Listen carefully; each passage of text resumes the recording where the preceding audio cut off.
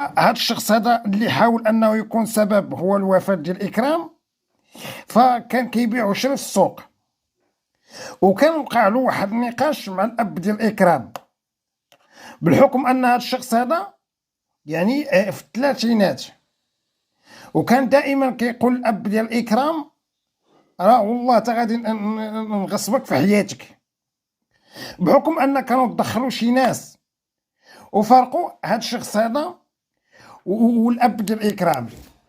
فهنا فين بقى يعني حكيها فيه، وهنا فين غادي يتخلص من اكرام. اذا معطيات خطيره، واكيد ان التحقيقات اكيد انه اكشفات هذا الشخص هذا بعد ما ان اللحظه اللي عثروا على اكرام، اكيد انه صاحب يعني الدروغري حاول انه يكشف الكرده وشكون اللي خدام من عنده والسبب والمسببات ديال هذه الوفاه هذه. لا حول ولا قوه الا بالله. اذا المتابعين الاوفياء، عدد كثير ديال المغاربه تبعوا القصه ديال اكرام، وبقات فيهم اكرام بخصوص ان البنيه مازال صغيره، مازال في العمر ديالها 16 سنه.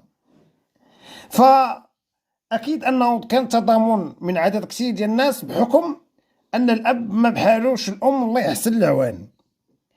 ففعلا انه لقاو الوضعيه اللي فيها اكرام واحد الوضعيه اللي هي صعيبه جدا، وراه اي شخص ما يتمناها شي واحد كيما كانت الظروف ان ما تمناش ان تلقى العدو ديالك يعني في العنق ديالو كرده ومعلقنه.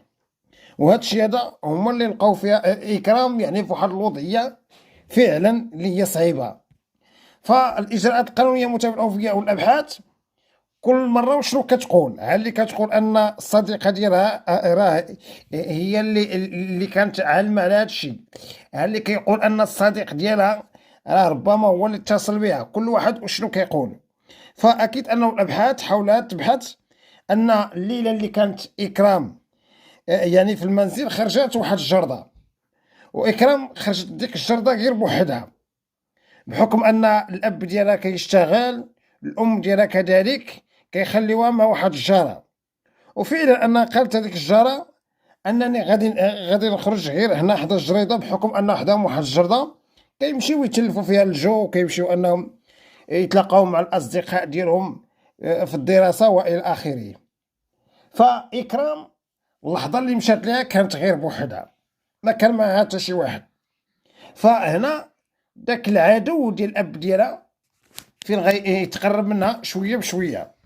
وفعلا يعني بعض الابحاث كتقول انه المره الاولى ملي جا عندها قال لها فين هو الاب ديالك، يعني تطمئن.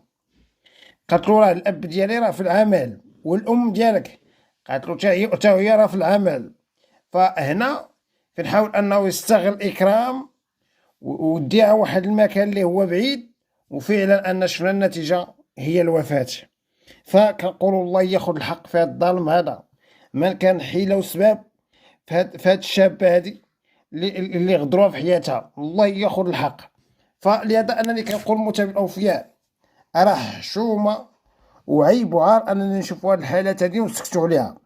فاكيد ان لابد من يعني تبيين الحقيقه، لابد من ان الاب والام كذلك خصهم يرتاحوا بعد ما يعرفوا شكون هو هذا الشخص هذا اللي تخلص من اكرام.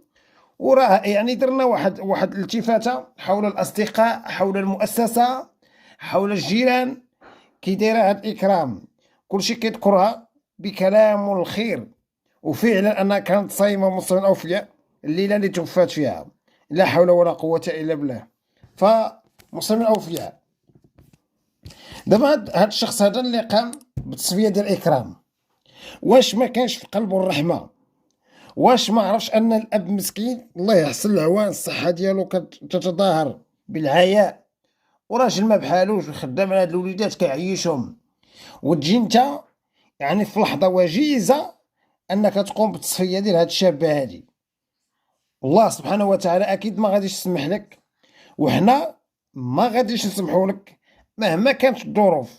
فاكيد انا لا سمح لك على ما قمتي به، وحاولتي ان يعني هاد الوليه انها يشوفوا الوالدين ديالها معلقه. فبعض الابحاث متابع الاوفياء اكيد انه داروا بحث مع يعني الدروغرية اللي كان في هذا الحي هذا.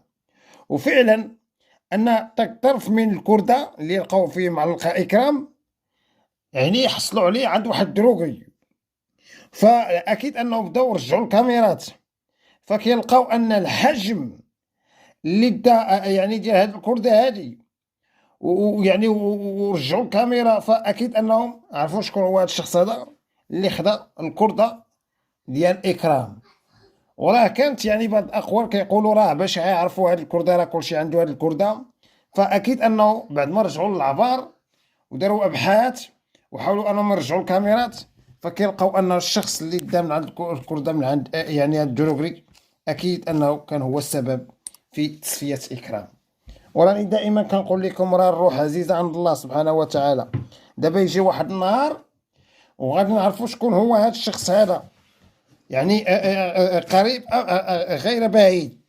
وراه يعني بحكم ان الدعاوي ديال الوالدين والدعاوي ديال المغاربه كيدعيو بالرحمه بالشفاء ان تبين الحقيقه، دعاو مع هاد العائله ان الله يصبرها، دعاو مع الاب كذلك مع الام، دعاو معاهم بالصبر والسلوان. وحنا فعلا راه دائما تنتكلموا راه ما غاديش نصبروا وما غاديش نسكتوا، والحمد لله الجيران راه كيتضامنوا. يعني العائله اللي هي اكيد انها كتضامن، كلشي كيتضامن، فاحنا ما خصناش نسكتوا، خصنا تبيين الحقيقه. ولا بد يعني نعرفوا شكون هو هذا الشخص هذا اللي قام بهذا العمل اللي هو خبيث جدا. علاش كنقولوا خبيث؟ لان إكرام في العمر ديالها 16 سنه، مازال صغيره، مازال يعني سيدي حجاج كامل كيتكلم على هذه الفتاه بحكم ان الله يعمرها سلعه. وراه اكيد اننا لا حول ولا قوه الا بالله. اذا خصنا ندعيو بالصبر والسروان ونفرجوها على هذه العائله، ولو نديروا لايكات نديروا تعاليق باش اننا نوصلوا هاد لا فيديوهات ديالنا باوسع نطاق للمسؤولين، باش انهم يعرفوا شكون هو هاد السفاح اللي قام بهذا العمل هذا. اذا متابعي الاوفياء، كنشكركم على حسن تضامنكم وتآزركم مع هذه العائله.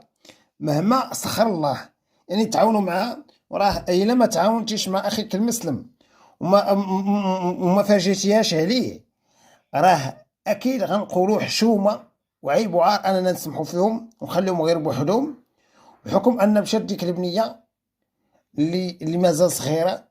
وراه دائما كنقولها، اعتبرها بنتك، اعتبرها اختك، اعتبرها شي وحده من العائله، فنقدموا يد المساعده ونخليو العبره هذا الشخص هذا اللي قام بهذا الشيء هذا.